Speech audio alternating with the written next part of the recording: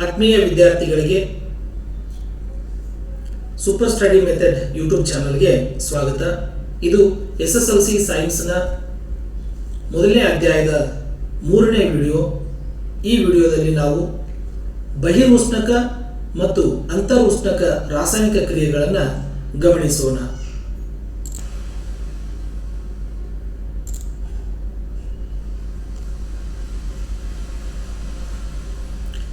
ಬಹಿರುಷ್ಣಕ ಹಾಗೂ ಅಂತರುಷ್ಣಕ ರಾಸಾಯನಿಕ ಕ್ರಿಯೆಗಳು ಎಂದರೇನು?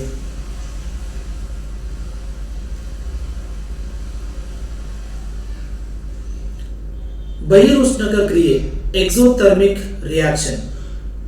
ರಾಸಾಯನಿಕ ಕ್ರಿಯೆ ನಡೆದಾಗ ಉಷ್ಣ ಬಿಡುಗಡೆ ಆಗುವಂತಹ ಕ್ರಿಯೆಗೆ ಬಹಿರುಷ್ಣಕ ರಾಸಾಯನಿಕ ಕ್ರಿಯೆ ಅಂತ ಕರೆಯುತ್ತೇವೆ. ಒಂದು ರಾಸಾಯನಿಕ ಕ್ರಿಯೆ ನಡೆದಾಗ ಅಲ್ಲಿ ಉಷ್ಣದ ಬಿಡುಗಡೆ ಆಗುವಂತಹ ಪ್ರಕ್ರಿಯೆಗೆ ನಾವು ಬಹಿರುಷ್ಣಕ ರಾಸಾಯನಿಕ ಕ್ರಿಯೆ ಅಂತ ಕರೆಯುತ್ತೇವೆ. ಅದೇ ರೀತಿಯಾಗಿ ಅಂತರುಷ್ಣಕ ರಾಸಾಯನಿಕ ಕ್ರಿಯೆ ಎಂಡೋಥರ್ಮಿಕ್ ರಿಯಾಕ್ಷನ್. ರಾಸಾಯನಿಕ ಕ್ರಿಯೆ ನಡೆದಾಗ ಉಷ್ಣ ಹೀರಿಕೆಯಾಗುವಂತಹ ಪ್ರಕ್ರಿಯೆಗೆ ಅಂತರುಷ್ಣಕ ರಾಸಾಯನಿಕ ಕ್ರಿಯೆ ಅಂತ ಕರೆಯುತ್ತೇವೆ. ಒಂದು ರಾಸಾಯನಿಕ ಕ್ರಿಯೆ ನಡೆದಾಗ ಅಲ್ಲಿ ಉಷ್ಣದ ಹೀರಿಕೆ ಆದರೆ ಅದನ್ನು ನಾವು ಅಂತರುಷ್ಣಕ ರಾಸಾಯನಿಕ ಕ್ರಿಯೆ ಅಂತ ಕರೆಯುತ್ತೇವೆ. ಇಲ್ಲಿ ಬಹಿರುಷ್ಣಕ ರಾಸಾಯನಿಕ ಕ್ರಿಯೆಗೆ ಉದಾಹರಣೆಗಳು ಅಂತಂದ್ರೆ 2Mg plus O2 gives rise to 2MgO. Magnesium ಪಟ್ಟಿಯನ್ನ ವಾತಾವರಣದ ಆಮ್ಲಜನಕ ಜೊತೆಗೆ ಉಳಿಸಿದಾಗ ಮೆಗ್ನೀಸಿಯಂ ಆಕ್ಸೈಡ್ ಆಗುವುದನ್ನು ನಾವು ಗಮನಿಸಬಹುದು. ಈ ಮೆಗ್ನೀಸಿಯಂ ಆಕ್ಸೈಡ್ ಉಷ್ಣವನ್ನ ಹೊರಸೂಸುತ್ತದೆ. ಹಾಗಾಗಿ ಇದನ್ನು ನಾವು ಬಹಿರುಷ್ಣಕ ರಾಸಾಯನಿಕ ಕ್ರಿಯೆ ಅಂತ ಕರೆಯುತ್ತೇವೆ. ಸತುವಿನ ಚೂರುಗಳನ್ನ ಸಾರಯುಕ್ತ ಸಲ್ಫ್ಯೂರಿಕ್ ಆಮ್ಲದ ಜೊತೆಗೆ ವರ್ತಿಸಿದಾಗ ಸತುವಿನ ಸಲ್ಫೇಟ್ ಲವಣ ಉಂಟಾಗಿ ಹೈಡ್ರೋಜನ್ ಅನಿಲ ಬಿಡುಗಡೆಗೊಳ್ಳುತ್ತದೆ ಹಾಗೂ ಇದರ ಜೊತೆಗೆ ಉಷ್ಣವನ್ನು ಕೂಡ ಬಿಡುಗಡೆಗೊಳಿಸುತ್ತವೆ. ಇದು ಕೂಡ ಬಹಿರುಷ್ಣಕ ರಾಸಾಯನಿಕ ಕ್ರಿಯೆಗೆ ಉದಾಹರಣೆಯಾಗಿದೆ.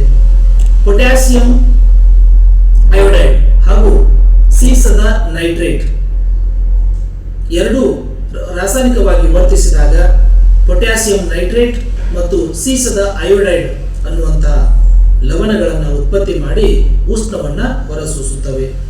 ಅದೇ ರೀತಿಯಾಗಿ ಪೊಟ್ಯಾಸಿಯಂ ಅಯೋಡೈಡ್, ಬೆಳ್ಳಿಯ ನೈಟ್ರೇಟ್ ಇವು ಎರಡು ರಾಸಾಯನಿಕವಾಗಿ ವರ್ತಿಸಿದಾಗ ಪೊಟ್ಯಾಸಿಯಂ ನೈಟ್ರೇಟ್ ಹಾಗೂ ಬೆಳ್ಳಿಯ ಅಯೋಡೈಡ್ ಅನ್ನುವಂತಹ ಲವಣಗಳನ್ನು ಬಿಡುಗಡೆಗೊಳಿಸಿ ಉಷ್ಣವನ್ನ ಹೊರಸೂಸುತ್ತವೆ.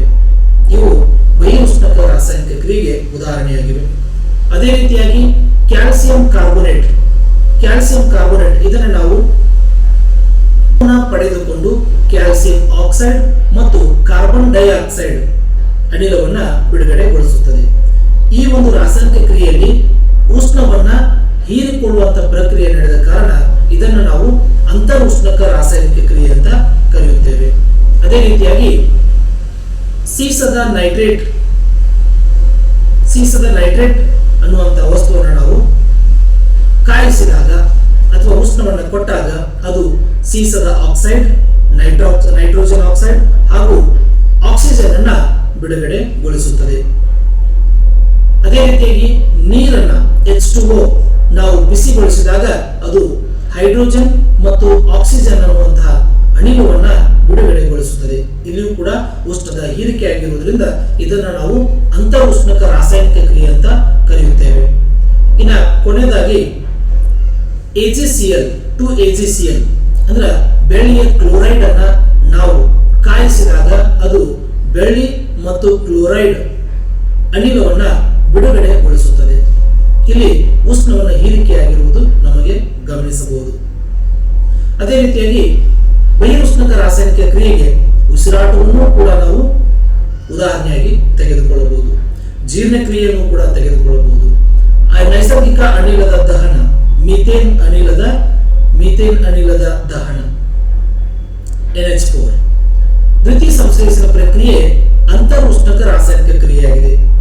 ಏಕೆಂದರೆ ಎಲೆಗಳಲ್ಲಿ ದ್ವಿತೀಯ ಸಂಶ್ಲೇಷಣೆ ಕ್ರಿಯೆ ನಡೆಯುವಾಗ ಸೂರ್ಯನ ಕಿರಣಗಳನ್ನ ಹೀರಿಕೊಂಡು ಗ್ಲೂಕೋಸ್ ಅನ್ನ ತಯಾರಿಸುವಂತಹ ಪ್ರಕ್ರಿಯೆಯನ್ನ ನಾವು ಗಮನಿಸಬಹುದು. ಹಾಗಾಗಿ ದ್ವಿತೀಯ ಸಂಶ್ಲೇಷಣೆ ಪ್ರಕ್ರಿಯೆ ಅಂತರುಷ್ಣಕ ರಾಸಾಯನಿಕ ಕ್ರಿಯೆಗೆ ಉದಾಹರಣೆಯಾಗಿದೆ. ಬಹಿರುಷ್ಣಕ ರಾಸಾಯನಿಕ ಕ್ರಿಯೆ ಮತ್ತು ಅಂತರುಷ್ಣಕ ರಾಸಾಯನಿಕ ಕ್ರಿಯೆಗಳು ಪರೀಕ್ಷೆಗೆ 2 ಅಂಕದ ಪ್ರಶ್ನೆಯಾಗಿರುತ್ತದೆ. ಹಾಗಾಗಿ ಎಲ್ಲ ವಿದ್ಯಾರ್ಥಿಗಳು ಇದನ್ನು ಗಮನಿಸಲೇಬೇಕು. ಈ ಒಂದು ವಿಡಿಯೋ ನಿಮಗೆ ಇಷ್ಟ ಆಗಿದ್ರೆ ಲೈಕ್ ಮಾಡಿ, ಶೇರ್ ಮಾಡಿ ಹಾಗೂ ನಿಮ್ಮ ಸಬ್ಸ್ಕ್ರೈಬ್ ಮಾಡಿಕೊಡ್ರಿ. ಮುಂದಿನ ವಿಡಿಯೋ ನಿಮಗೆ ನೋಟಿಫಿಕೇಶನ್ ಬರುತ್ತದೆ. ಧನ್ಯವಾದಗಳು.